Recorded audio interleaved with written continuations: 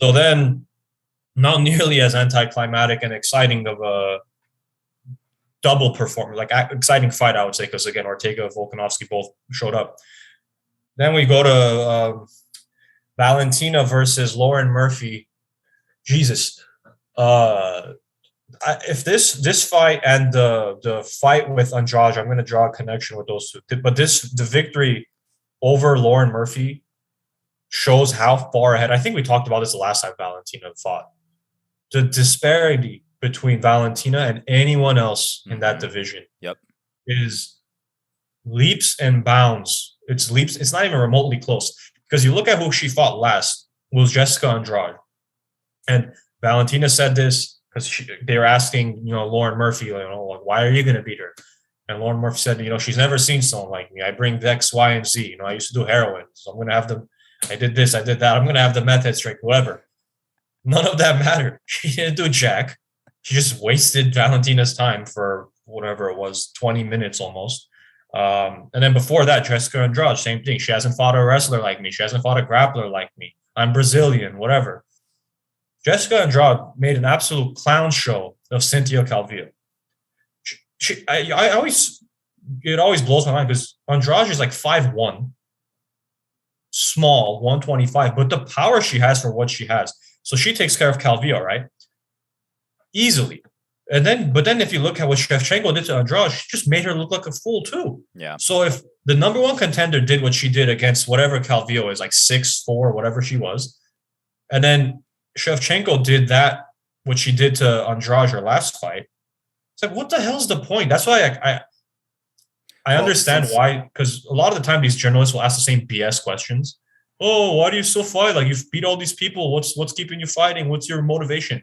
I kind of do understand this question because it's seriously looking there. It's like, who the hell is she supposed to fight? And then I was thinking to myself yesterday as she was whooping Murphy's ass, they should just have it be Valentina versus why am I thinking Hebas? Not Hebas. Amanda Nunes. Every month, every year, once a year, every 15 months, keep the just run them back. Yeah, that's it. They just fight each other while the rest of the women try and get their shit together. Once every year, a year and a half, Valentina versus Amanda, number 5, number 6, number 7, until they either retire or the divisions just get more competitive. Because this is just ridiculous what these two women do to their opponents. I wanna put a punctuation mark on the point that you made there. Can we get the Andrade v Calvillo fight on the screen? Just open that one up and then kind of scroll a little more down. Yeah, that's the one right there. All right. So look at the difference in stats between Shevchenko and Andrade. Andrade dominated in her fight. There's no question about it. She dominated, right? Got a first round TKO. Yep. Okay, but then just scroll up a little bit and just look at the number differential, man. Granted, there were a few extra rounds to work with there, but I don't know if that same level of output would have been able to match up with Shevchenko. Like, it's basically, I'm trying to point out that you're absolutely correct in that, yes, while she's a dominant fighter against Shevchenko, it looks like nothing. Like, it's almost like, why bother? The discrepancy is nuts. It really is. And Shevchenko was interesting in this fight for me, at least, because she went really reserved the first few rounds, and then the second she smelled blood, it was like a switch went off and the monster came out. That was crazy to see. Just complete like domination in the fourth. Yeah, because it was kind of a snooze fest for me. The first 3 rounds it was just Valentina hitting Lauren Murphy. Yeah, I think Lauren ended with 11 significant strikes. Yes. So again, this is one of those, we talk about it. Good individual performance by Valentina, but it wasn't a good fight. It was too one-sided. Like, it wasn't.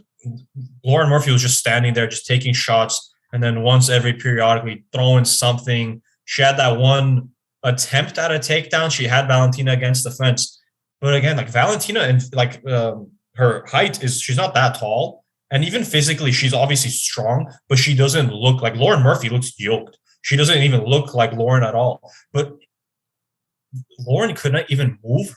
She had her full forearm is right underneath Valentina. She's got that leg, and she can't even move her an inch off that fence. She goes down, she squats. It was almost like she's trying to lift a boulder off the ground.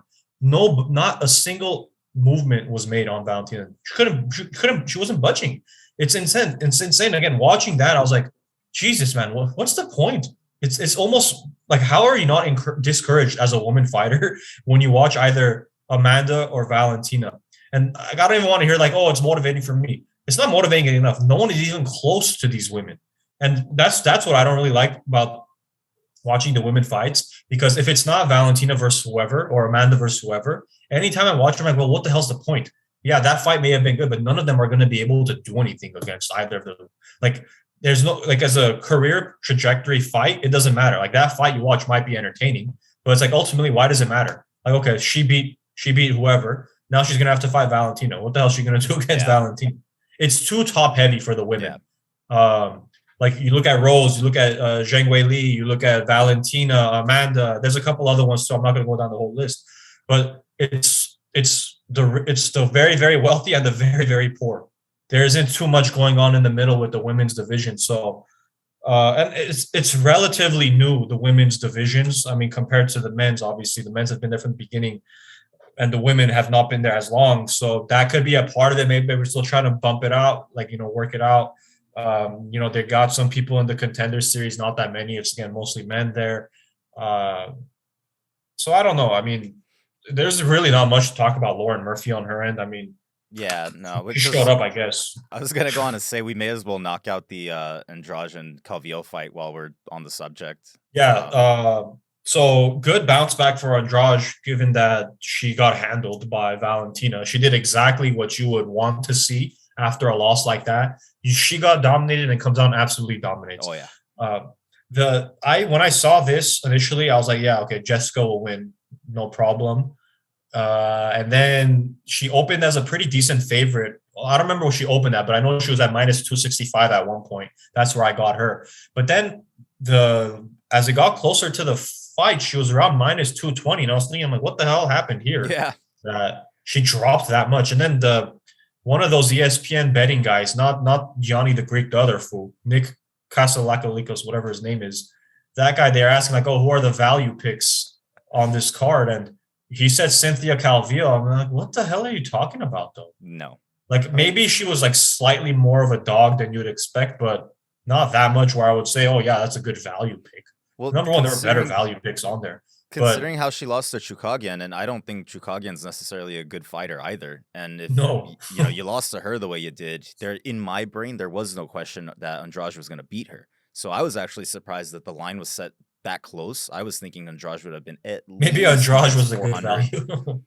She was the good value pick. Like, if you had dumped on her, you were almost guaranteeing money back, So for me, that was interesting of like, well, why is it so close? I would have thought, like I said, -4, -5, maybe. I mean, we've seen bigger discrepancies with worse fighters.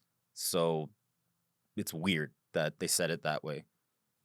Yeah, and then I didn't hear it after, I guess, during either her Octagon 1 interview or the ones after. Pusto was saying that she's calling out the winner of Rose and Zhang Weili, which is a division down, which is a division she was already champion of before. I mean, that's what I told Pusto. I want to double check, but she was not a flyweight champion. That's been Valentina. Yeah, I'm just going to go ahead and let that be the case. Pretty sure she was a strawweight champion. And then she lost forgot to who. So I guess she wants to drop back down, fight them. Now, first thing I thought when I heard that is, well, yeah, you don't want to fight Valentina again. You fought her once, you realize not a chance in hell I'm going to beat her. Let me drop down, because she has the power, even at 125. Again, 5'1". She has insane power for someone of her size. So drop down to 115. Yeah, she's dropping down 10 pounds, but I don't think she won there. She was a champ there. So that power is going to be there. I think she has a better avenue to a championship, versus either if Rose wins against Rose or if Zhang Weili wins against Zhang Weili. More likely she beats one of those two than Valentina. Yeah. So I think it's a smart decision on her end. Sure, screw this, flyweight, whatever. I beat her. I beat Cynthia. Let me drop down. Let me get the sloppy seconds somewhere in the strawweight division. Because it's not happening. It doesn't matter who the hell it is. It's not happening in the flyweight division, at least not within the next year. Yeah, I can see that. Yeah, I think that's really all to say there. Because again, great performance by Jessica. Cynthia just showed up, took half of her paycheck, and then went to, I don't know, freaking the The Golden hospital. Nugget to to play the penny slots after that. Jesus Christ.